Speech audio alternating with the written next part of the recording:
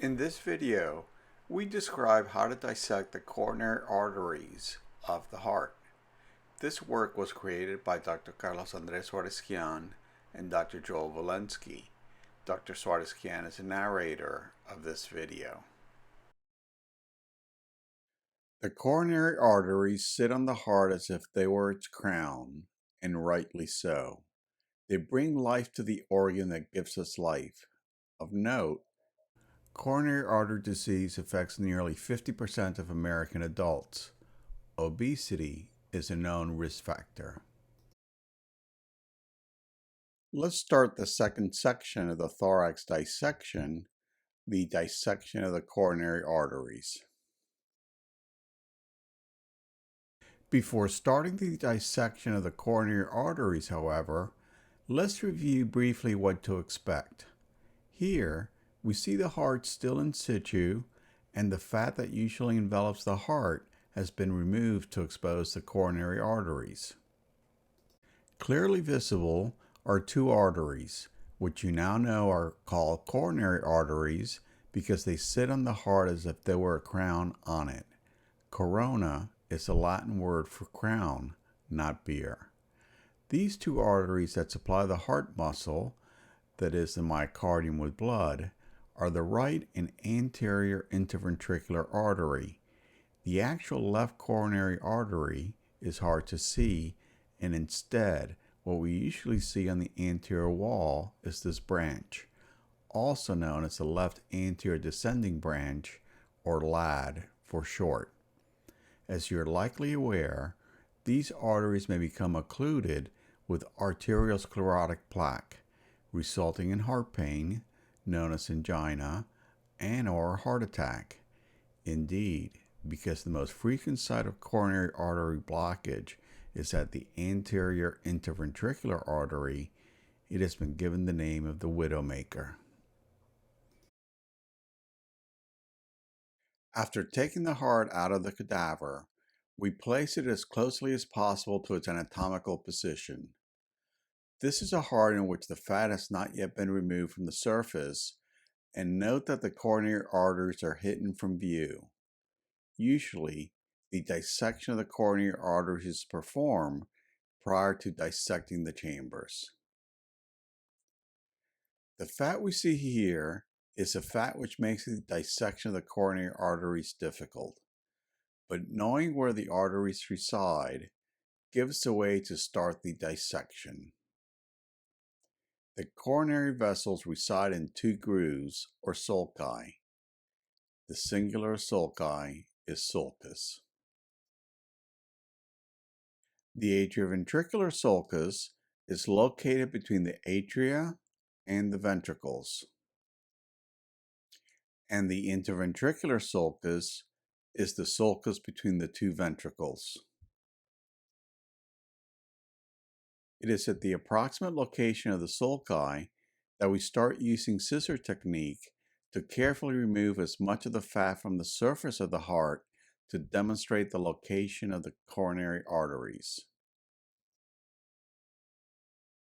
After working diligently for about half an hour, the fat was removed from the interventricular sulcus and the left anterior descending branch of the left coronary artery was exposed. This is not the left coronary artery, but rather a branch of the left coronary artery. We'll find the actual left coronary artery shortly. From this view too, we can see the marginal artery, a branch from the right coronary artery. Again, we will see the major right coronary artery shortly. Perhaps the easiest way to find the origins of the right and left coronary arteries is to look at the heart from above and identify the openings of the great vessels that are clearly visible, such as the superior vena cava, the pulmonary trunk, and the ascending aorta. We recall that the coronary arteries are the first branches emerging from the ascending aorta. The aortic valve consists of the right, left, and posterior cusp, each forming a sinus between the cusp and the walls of the aorta. The right and left sinuses each have an ostium that represents the opening of the respective right and left coronary arteries. Hence, the approach is to place the probe into the right sinus, then move it until it enters the ostium, and then to thread the probe a short distance into the coronary artery.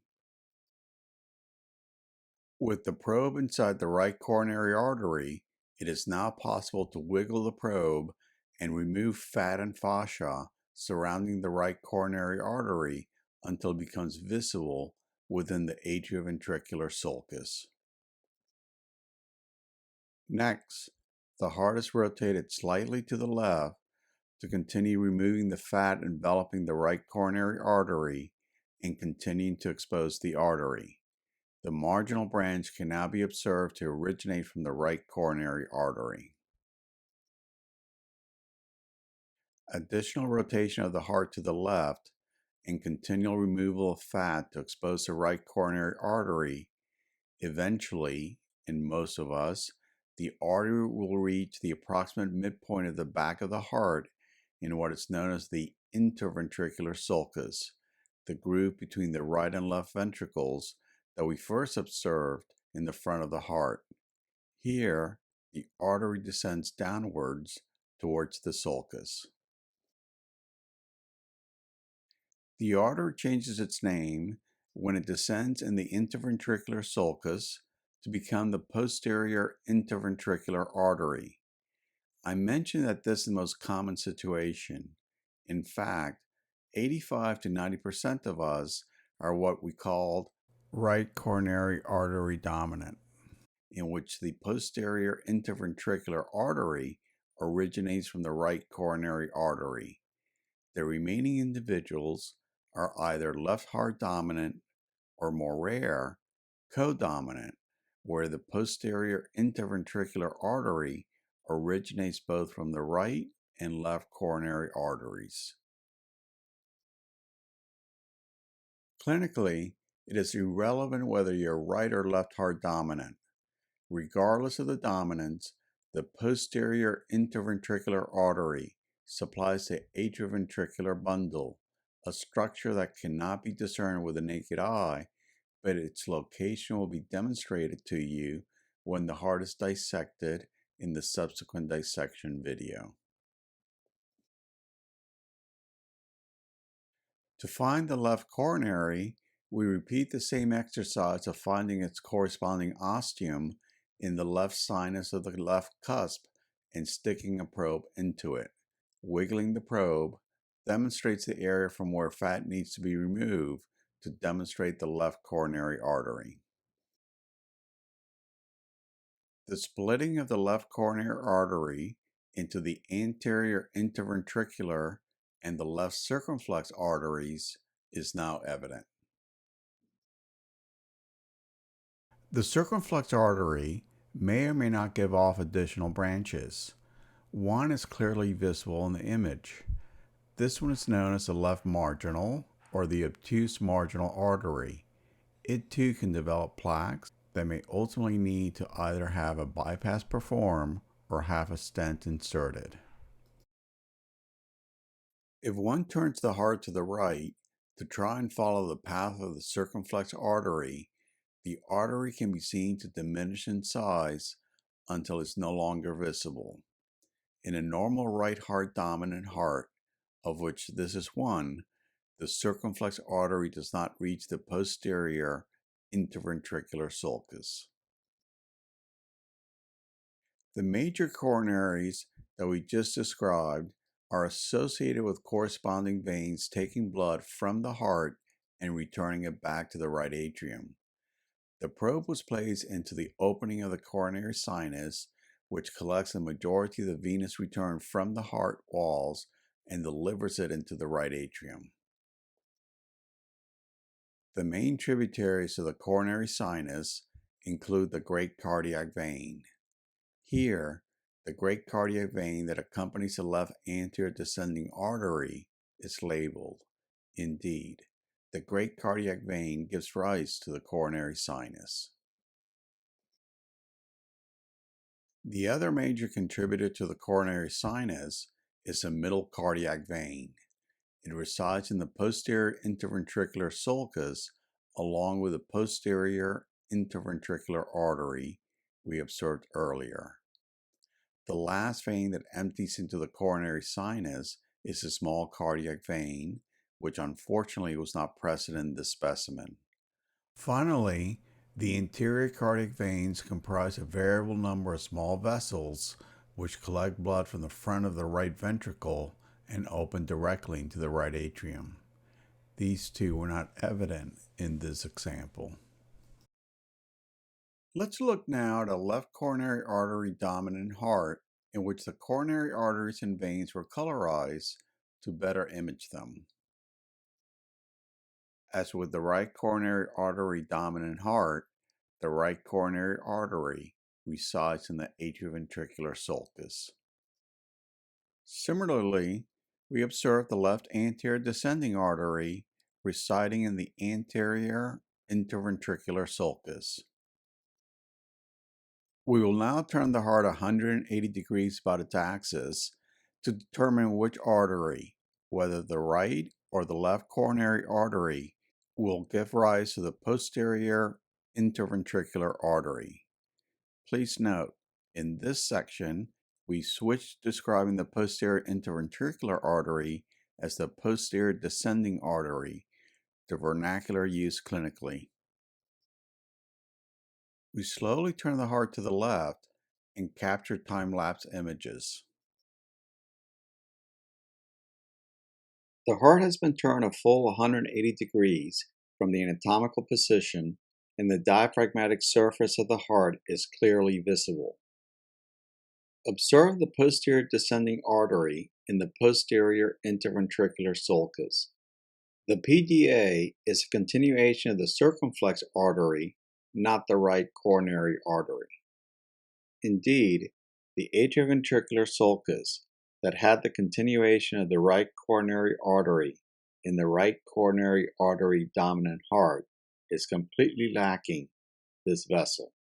Hence, this is a clear example of a left coronary artery dominant heart. Observe also, as in the right coronary artery dominant heart, the PDA in this heart is accompanied by the middle cardiac vein that drains into the coronary sinus. At this point, continue turning the heart another 90 degrees until reaching the origin of the left coronary artery.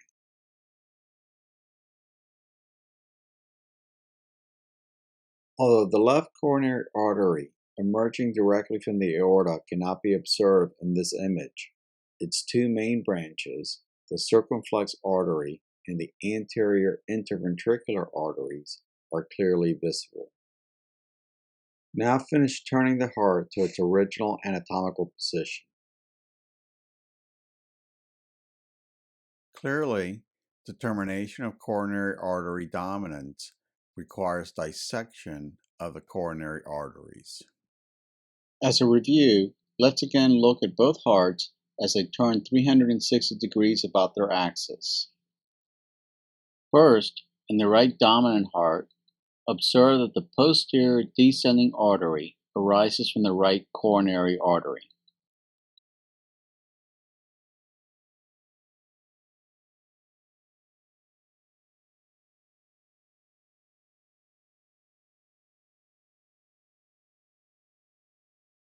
Now, in the left dominant heart, the posterior descending artery arises from the circumflex artery, a branch of the left coronary artery.